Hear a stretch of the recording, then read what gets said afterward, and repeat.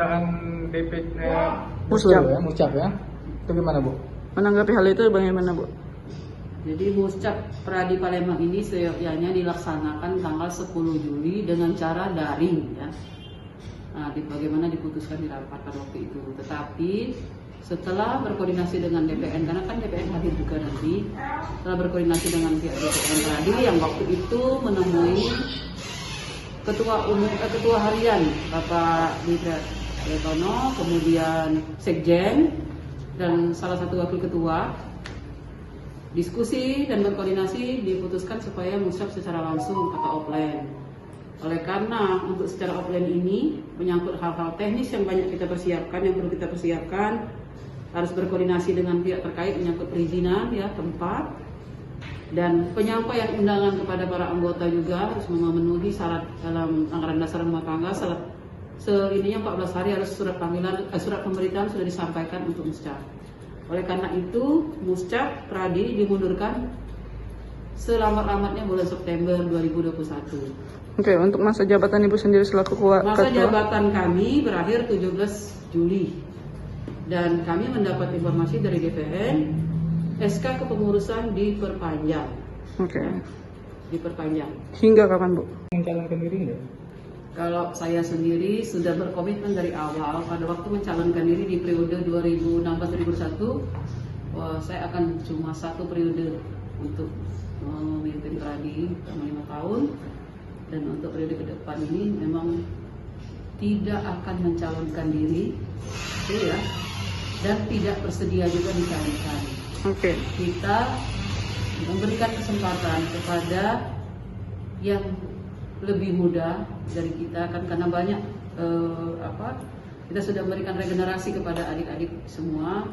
Semoga mereka berkompetisi dengan cara yang baik ya, dan siapapun yang terpilih, kami yang sudah tidak menjabat lagi tetap mendukung.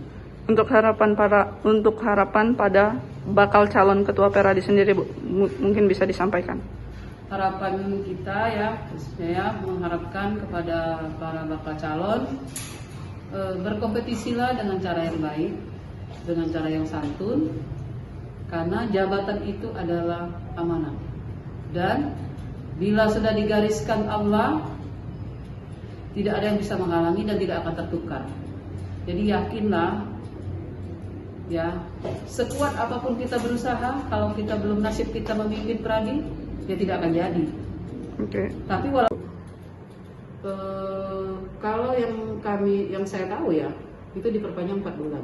4 bulan. Itu juga untuk syarat terima jabatan yang pada bulan yang baru. Sampai nanti ada serah terima